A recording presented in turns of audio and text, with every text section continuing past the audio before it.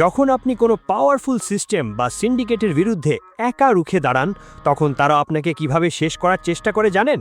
আপনাকে সামনে থেকে অ্যাটাক করে নয়, আপনার চরিত্র বা ক্যারেক্টারটাকে পাবলিকের চোখে নোংরা বানিয়ে।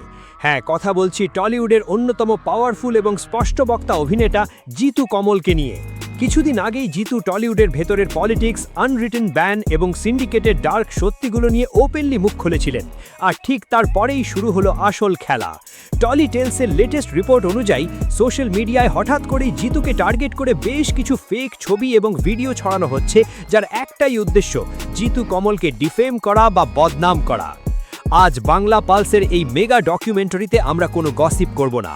আজ আমরা শল্য চিকিৎসা বা পোস্টমর্টেম করব টলিউডের এই নোংরা রিভেঞ্জ গেম এবং সোশ্যাল মিডিয়ায় ক্যারেক্টার অ্যাসাসিনেশনের। কারা আছে এই ফেক প্রোফাইলগুলোর পেছনে, আর জিতু কিভাবে এর মোকাবিলা করছেন?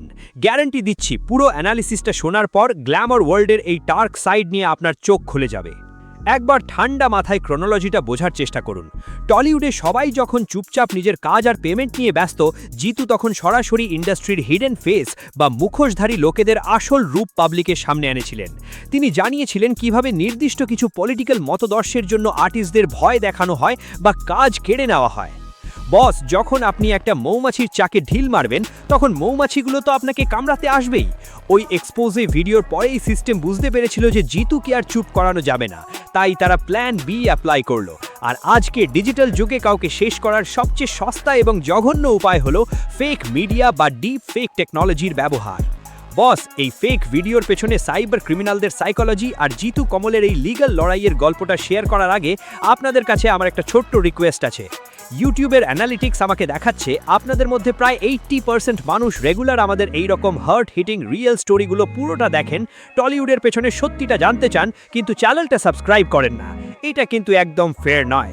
আপনাদের এই একটা সাবস্ক্রাইব আর ভিডিওতে একটা লাইক আমাদের এই রকম জেনুইন ইনসাইড স্টোরিগুলো ফেক নিউজের ভিড় থেকে বের করে আনার জন্য মারাত্মক এনার্জি দেয়। তাই প্লিজ এখনই ভিডিওটা পজ করে সাবস্ক্রাইব বাটনটা দাবিয়ে দিন। করে দিয়েছেন? Thank you. চলুন ফিরে যাই আসল রিয়ালিটিতে। যারা এই ফেক ছবি বা ভিডিওগুলো ছড়াচ্ছে, তাদের সাইকোলজিটা কি জানেন? তারা খুব ভালো করেই জানেন যে সাধারণ মানুষের সাইকোলজি হলো নেগেটিভ জিনিসে বেশি রিয়্যাক্ট করা। একটা ফেক বা মর্ফ ছবি ইন্টারনেটে আপলোড করে দিলেই হলো, সেটা আগুনের মতো ছড়াতে 1 ঘন্টাও সময় লাগে না। এই সাইবার ক্রিমিনালরা ফেক প্রোফাইলের আড়ালে এই কাজগুলো করে।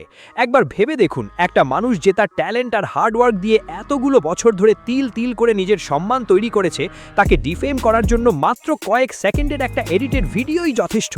এটা শুধু একজন অ্যাক্টরের ক্যারিয়ারের উপর অ্যাটাক নয়, এটা তার মেন্টাল হেলথ এবং পরিবারের উপর একটা চরম নোংরা মানসিক অত্যাচার।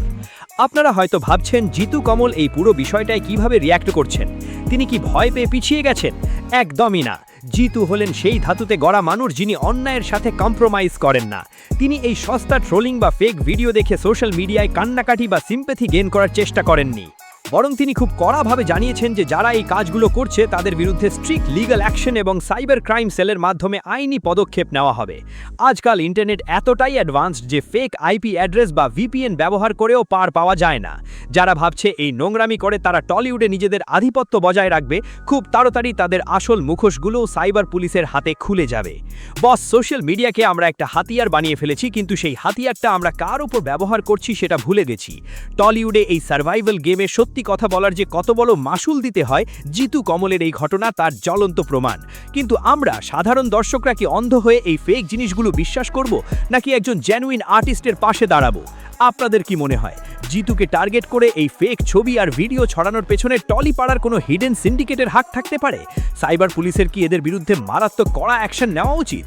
নিচে কমেন্ট করে আপনাদের জেনুইন মতামত অবশ্যই জানান। আমি প্রত্যেকটা কমেন্ট পড়ি, আর ভিডিওটি ইনফরমেটিভ লাগলে শেয়ার করুন। টলিউড আর সমাজের রিয়েল স্টোরিগুলো সবার আগে জেনুইনভাবে জানতে সাবস্ক্রাইব করুন বাংলা পালস। ভালো থাকবেন আর ইন্টারনেটে ফেক নিউজ চিনে ইগনোর করতে শিখবেন।